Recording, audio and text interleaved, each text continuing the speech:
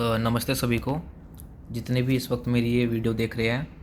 इसमें मैं आपको समझाने वाला हूँ फंडामेंटल राइट के बारे में, जो कि एसएससी प्रिपरेशन के लिए बहुत ही मेजर टॉपिक है, जिससे कई सीधा फैक्ट पूछे जाते हैं एग्ज़ाम के अंदर। प्रीवियस ईयर क्वेश्चन के अगर हम देखें तो उसमें कई फैक्ट पूछे हुए हैं डायरेक्ट इसी टॉपिक से, फंडामेंटल राइट से। तो ना टाइम वेस्ट करते हैं, इसको स्टार्ट करते हैं फंडामेंटल राइट को।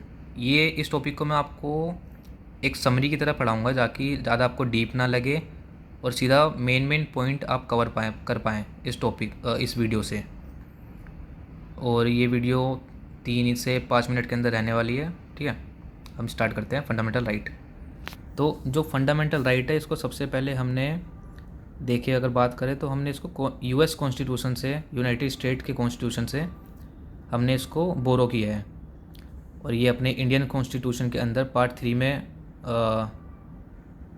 मतलब उस पार्ट 3 के अंदर मैंशनड है। और फंडामेंटल राइट के जो आर्टिकल्स हैं, आर्टिकल 12 to 35 के अंदर ये मैंशनड है।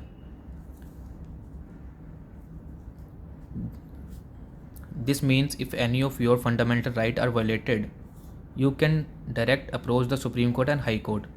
मतलब कुछ भी फंडामेंटल राइट जितने भी हमारे होते हैं, इनसे आपके खिलाफ कुछ ये वायलेशन होती है, तो आप सीधा अप्रोच कर सकते हैं सुप्रीम कोर्ट या हाई कोर्ट को। Originally the constitution had 7 fundamental right. पहले मतलब जब फंडामेंटल राइट आए थे, तब इनमें 7 फंडामेंटल राइट होते थे, fundamental right. However the right to property article 31 was removed from the list of fundamental right by the 44th constitutional amendment act 1978।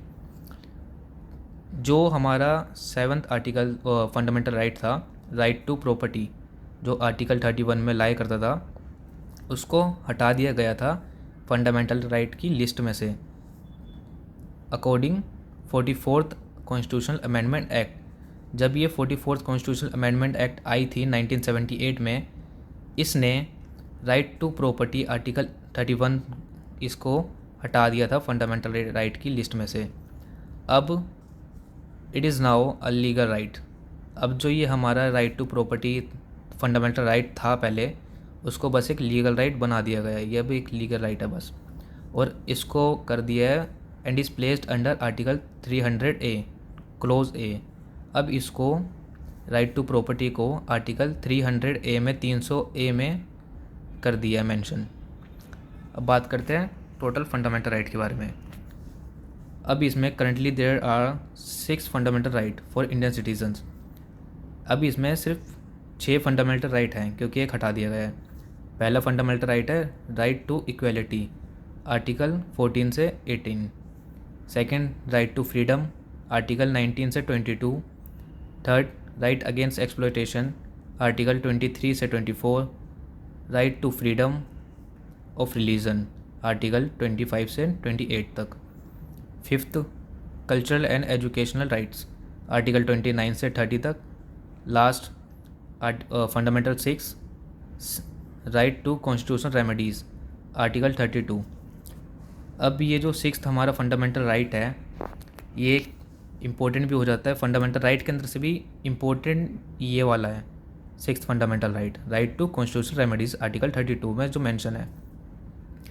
क्योंकि doctor B R Ambedkar sir ने इसको, इस कॉन्स्टिट्यूशन फंडामेंटल राइट को 6th वाले को the soul and the heart of the constitution कहा था।